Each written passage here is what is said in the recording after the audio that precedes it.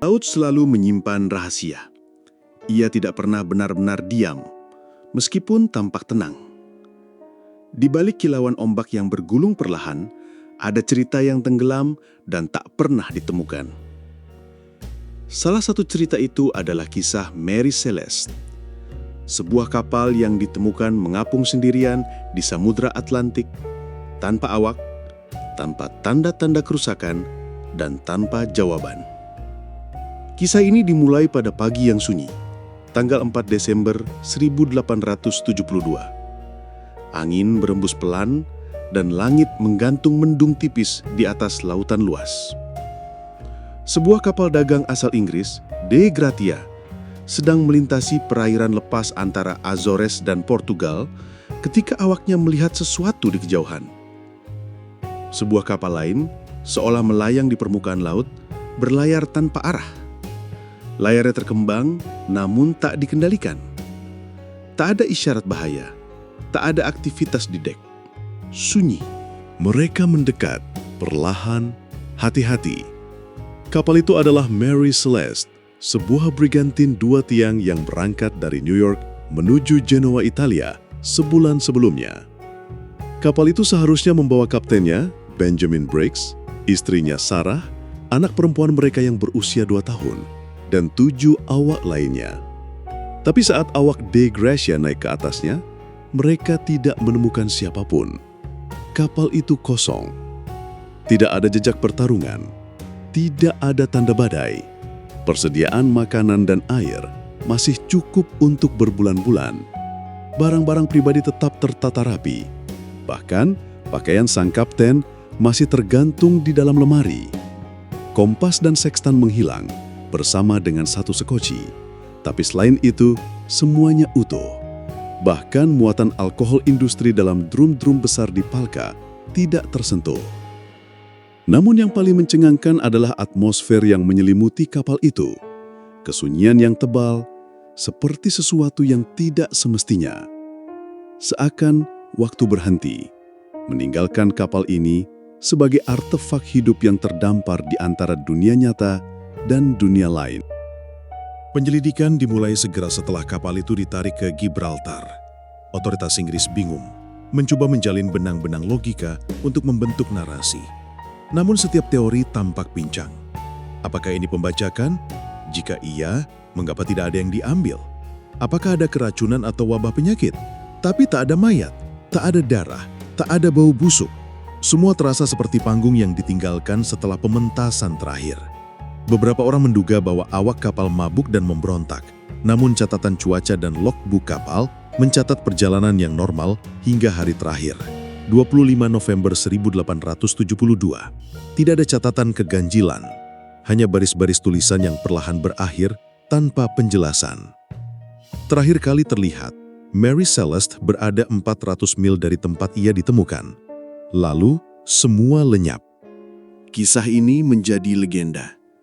Setiap generasi mencoba menambal kekosongan itu dengan teori-teori mereka. Ada yang menyebutkan perompak, walau tak ada bukti perlawanan. Ada pula yang menyebutkan serangan dari suku laut misterius. Ada juga yang meyakini bahwa makhluk dari kedalaman samudra yang belum dikenal manusia menyeret para awak ke dunia mereka. Tapi kisah-kisah itu tetap bayangan, tak mampu menembus kebenaran. Dalam keheningan Mary Celeste, ada suara-suara yang tak terdengar. Bisikan waktu yang tertinggal di kayu-kayu tua lambung kapal. Setiap gelombang yang menyentuh papan-papan dek seakan mencoba berbicara tentang ketakutan, keputusan mendadak, atau mungkin sesuatu yang tak kasat mata. 15 tahun setelah kejadian itu, seorang nelayan tua dari Azores pernah bercerita kepada anak cucunya bahwa ia melihat cahaya aneh di langit malam beberapa hari sebelum Mary Celeste ditemukan. Cahaya itu tidak berkedip. Ia menggantung di atas laut, lalu turun perlahan, tenggelam dalam kabut. Ia mengatakan bahwa laut menjadi hening malam itu. Bahkan burung-burung pun tidak bersuara.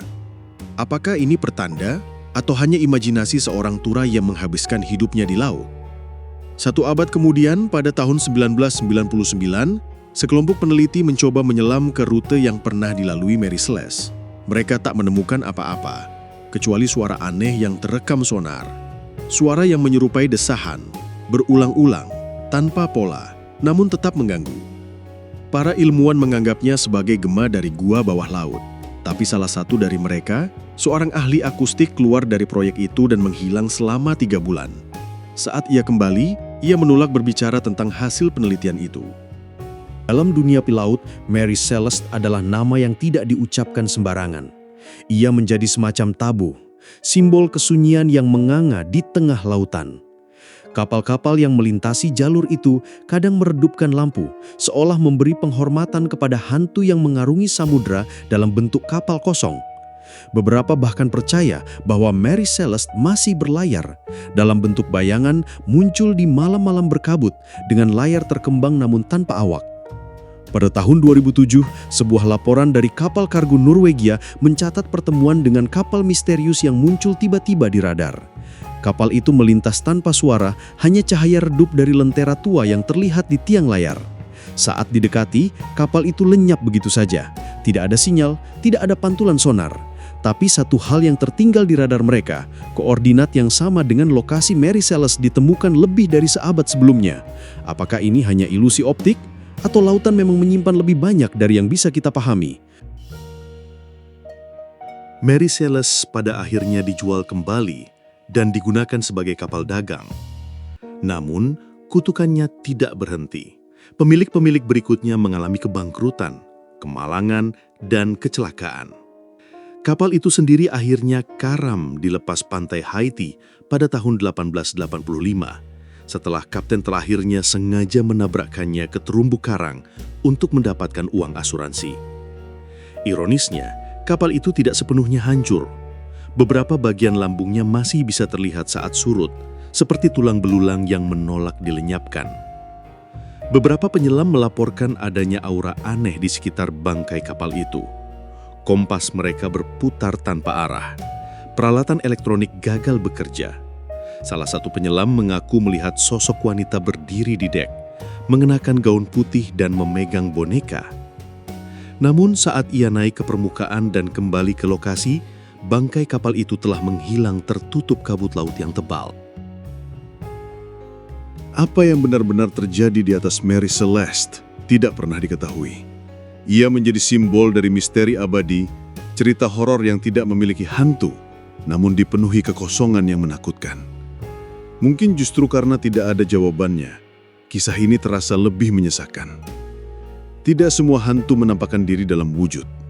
Kadang, hantu hadir dalam bentuk ketidakpastian, dalam bisikan yang hilang di antara tiupan angin laut, dalam rasa dingin yang merambat di tulang punggung saat melewati perairan yang sunyi, dalam jejak-jejak kaki yang tidak terlihat di atas dek kayu tua, dan dalam kapal yang terus berlayar, tanpa tujuan, tanpa penumpang, tanpa air.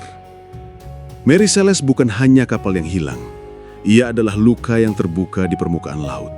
Sebuah misteri yang menolak untuk dijelaskan. Dan selama manusia masih mengarungi lautan, kisah ini akan terus diceritakan. Dalam bisikan, dalam ketakutan, dalam malam-malam sunyi saat kabut turun dan hanya suara ombak yang menemani. Karena laut tidak pernah benar-benar melupakan.